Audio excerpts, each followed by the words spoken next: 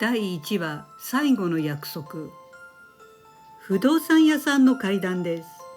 人が亡くなる時に最後に残した言葉は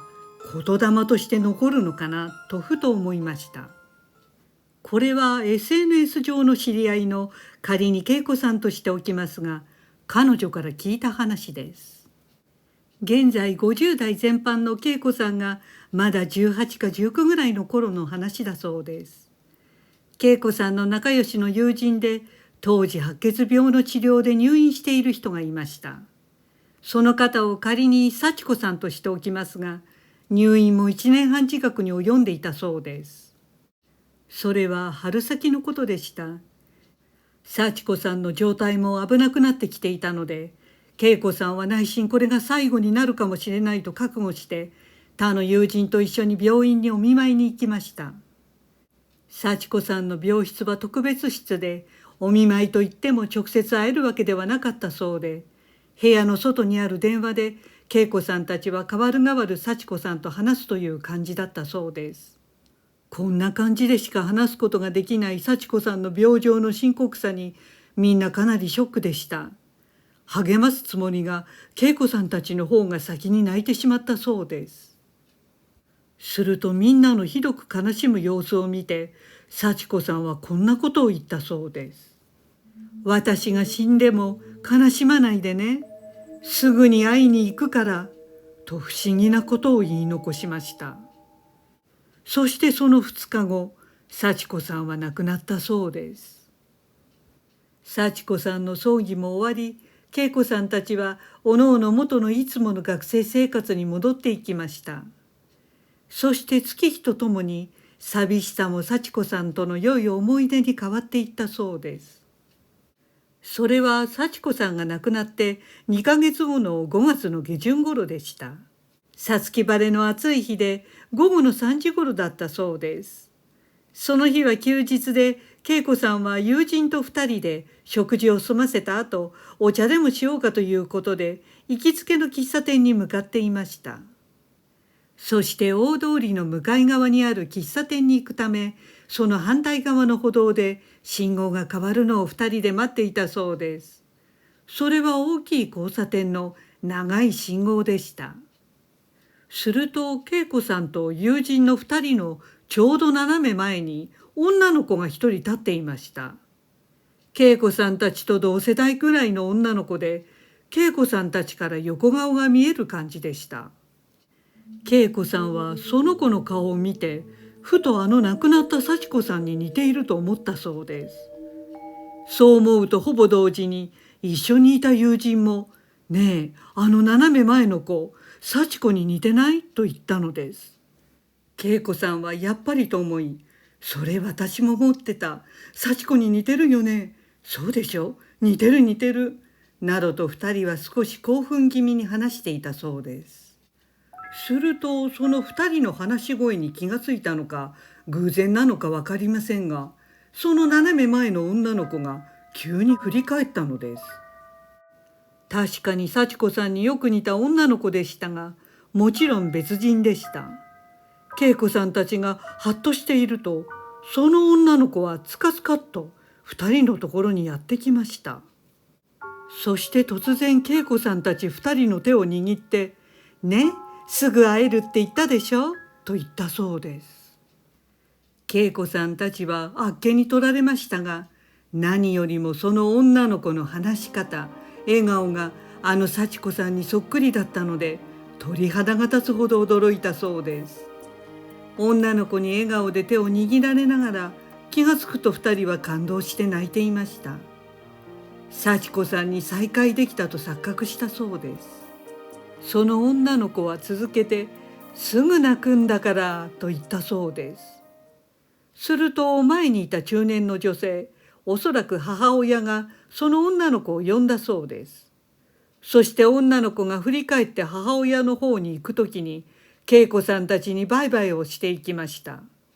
それを見て2人はさらに驚いたそうです。なぜなら女の子のバイバイの仕方が幸子さんが生前にしていた特徴あるバイバイだったのです。それは手をグーパーグーパーと握ったり開いたりするバイバイでした。そして女の子は最後にニコッと微笑んで、右の方に小走りに母親を追いかけていきました。恵子さん曰く、その小走りに去っていく姿も幸子さんにそっくりだったとのことです。二人はその場に呆然と立ちすくみ、今の子は一体何者なのだと真剣に考えたそうです。輪廻転生の話は聞きますが、生まれ変わりにしては年齢が合いません。ただそれ以降その子には二度と会うことがありませんでした。今でもあれは友人と本当に不思議な体験だった。きっとそっくりな子に幸子の霊が一瞬だけ入ったのかもしれないと話しているそうです。第2話、親友の顔。不動産屋さんの短い怪談です。今回は視聴者さんからいただいたお話で、その方を仮に早苗さんとしておきます。その早苗さんには中学校時代からの友人がいたそうで、同じ専門学校に通うようになって親友になりました。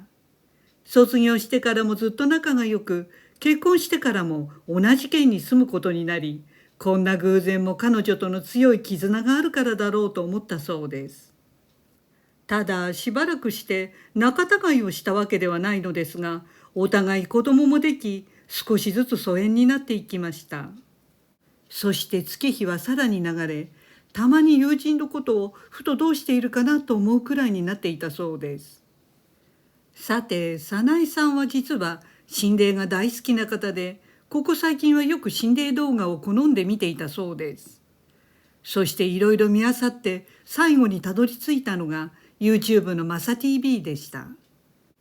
マサ TV のマサさんがあちこちの心霊スポットに潜入していくライブにすっかりハマっていったそうです。そして心霊現象の決定的瞬間などを発見するたびに、早苗さんはそれをスクリーンショットで撮って、そのままマサ TV に送っていたそうです。そんなある夜のいつものマサ TV のライブ中でした。違和感のある怪しい場面があり、明らかに何かが映っていたので、すぐスクリーンショットを撮ったそうです。そしてその写真を確認した時です。早苗さんはあれと思ったそうです。ふとその写真に写っているものが、あの疎遠になっていた親友の顔になんとなく似ていたそうです。彼女に似てるなぁと不可解に思ったそうです。でもその時は早苗さんは、まさかな、たまたま似ているだけだろうと片付けてしまいました。そしてしばらくしてからです。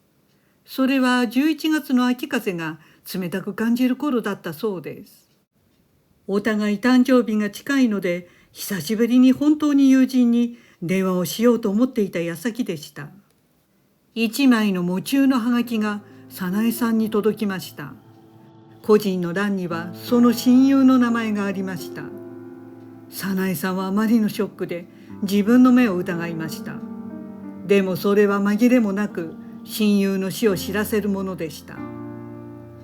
後で聞いた話だと、友人は亡くなる少し前に早苗さんがどうしてるだろうと周りに言っていたそうです。その時期もどうやらマサ TV のライブ中に彼女に似た顔が現れた頃だったそうです。ただそのライブの頃には友人はまだ生きていたので、おそらく彼女の生き量だったのではないかと思うそうです。早苗さんに会いたいと強く願ったことで、親友は生き量となってマサ TV のライブ中に現れ、早苗さんに自分の具合が悪いことを知らせようとしたのだと早苗さんは思うそうです。結局コロナ禍の影響で早苗さんは彼女のお葬式にも行けませんでした。大事な人には会える時に会わないといけないということにも気づかされたエピソードだったと早苗さんは思うそうです。それにしても心霊系の YouTube のライブ中に特定の視聴者に何かを訴えるために生き量が映り込むなんて不思議なことがあるんですね。ご視聴ありがとうございました。よろしければチャンネル登録お願いします。